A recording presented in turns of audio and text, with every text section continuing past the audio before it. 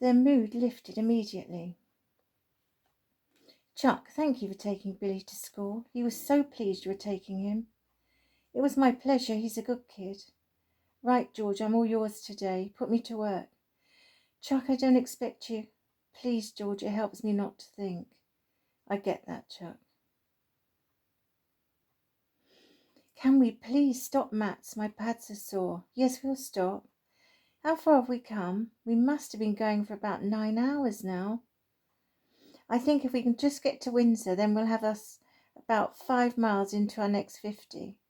Can we please just rest for a while? Anyone else? Any injuries, please?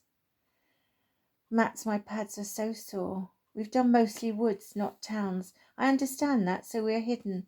But I think it's because our feet are constantly wet most of the time.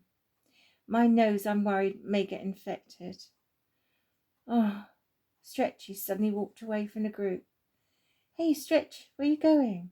Leave him, Panther. I think he needs a moment. Okay. Stretch had been gone now for about 15 minutes. They all decided to go together to find him. There was a steep hill which led to a stream. There he is, pointed Tyler. What's he doing? He's talking to someone.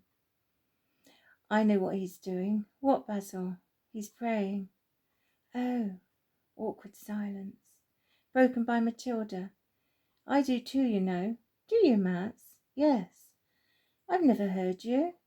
Well, it's not always out loud. Sometimes I just say in my head. God hears our thoughts, you know. Yes, I pray too. They all looked shocked at Panther, who felt quite umbraged. So am I to think it's safe to say we all pray? Yes, they replied. Mats called down to Stretchy. Stretch? Yes? May we come and join you and pray together? Stretchy looked thrilled. Yes, please. Stretchy, Basil, Tyler, Panther, Matilda all sat side by side.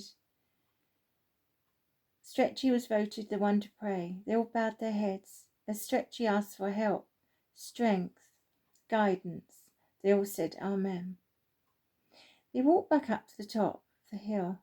They were greeted by a deer. Hello, everyone. I think you should follow me. Why? Who are you? I'm Buttercup. You have wounds that need attention. Well, how do you know that? Have you all heard of Mighty Oak? Yes, they replied in unison. Follow me this way. Oh, we would, only we're making our way to Windsor. I know, we're going in the right direction. They were all struck dumb, astonished. How did Buttercup know they were going to Windsor? Their wounds, everything. Matilda was walking, sobbing. Tyler came alongside. Matilda, whatever's the matter? Mats couldn't talk. It's the spirit. Pardon? She feels the spirit. Oh. Oh. Tyler and Mats were sobbing. Psst. Psst. What, Panther? What gives with them two, Stretch? Oh, no. You too? Oh, my goodness, what's going on? Panther, think. What did you do? We prayed. Basil, where did you spring from? Oh, we prayed. The 5 friends had learned a beautiful lesson. Here we are, look. Look through the trees. It was a honey farm. Honey is good for you. It's healing. Used well, it will last your journey to Scotland. Thank you, Buttercup, but we couldn't carry 6 weeks' worth. 6 weeks? No, you just need enough for 2. That should be enough. Buttercup, we are going to Scotland. Yes, I know. Buttercup, sorry, but how do we collect honey? We'll be stung. Panther, you won't. Look, that path leads to the farm shop. Sells jars of honey, but more importantly, bags of honeycomb. It doesn't sit well with me, all this stealing. Procuring sounds better, Mats. Panther, you do make me laugh.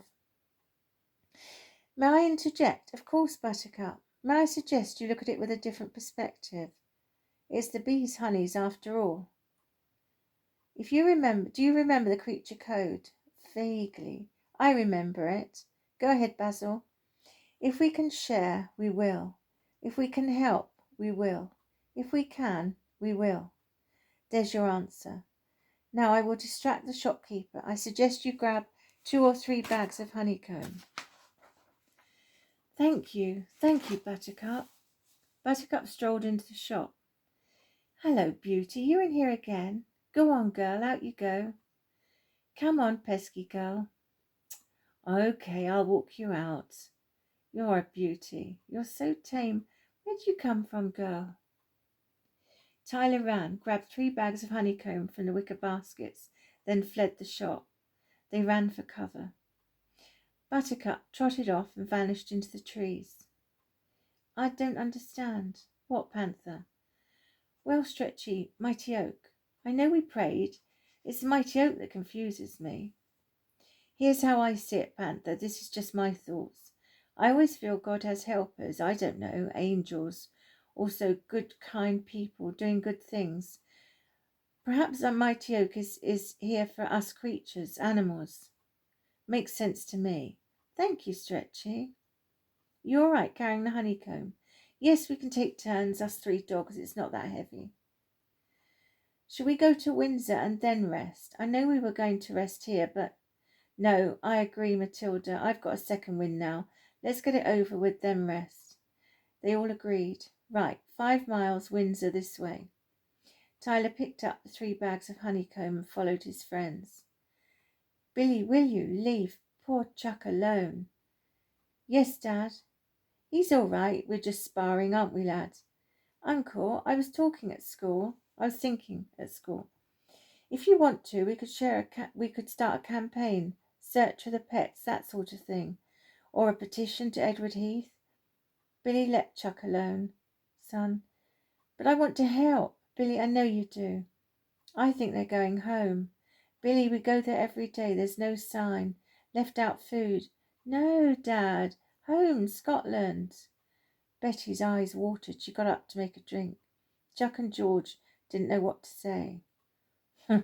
Billy sulkily folded his arms and threw himself onto the settee. You wait. Won't seem so silly when I'm right. Chuck was thinking. They couldn't. No, don't be so stupid. No, of course not. But where are my babies? Billy, 10 minutes and then bed. Oh, Dad, Uncle's here. You've got school tomorrow. Well, 8:30, no later. Thanks, Dad. Betty came in with the teas. Billy, it's nearly 8 o'clock, love. Say your good nights. Chuck looked at George. Uh-oh. Dad said I can stay up till 8:30. Oh, did he now? George looked everywhere but at his wife. Right, Billy, time for the last game of Ludo. Yes, thanks, Uncle. Dad, yes, count me in. I'm yellow. That's lucky for me. Mum, I'll watch, sweetheart. Billy, Mum, no barriers. This game will go on, or the game will go on. You'll be playing until 10 o'clock. Okay. Chuck took Billy to school again. Chuck took Billy to school again. All he could think of was the meeting this afternoon. Funny to see old Butterworth again. Shame it wasn't under different circumstances, though. It was 12 o'clock. Chuck and George and Betty were finishing their lunch. How long is it since you last saw Mr. Butterworth, George? Golly, it was Friday, 10th of May, 1957, last day of school. 16 years, Baz. You're right, George. Something occurred to me this morning. It's the 17th of April, isn't it? Yeah. It's supposed to be a full moon. Be good luck. Chuck, you're not usually superstitious. You're right, Betty.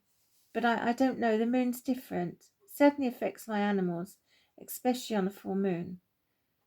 I can't bear it. Oh, Chuck, come on, mate. You're the strong one. We're going to this meeting to sort out that nasty piece of work.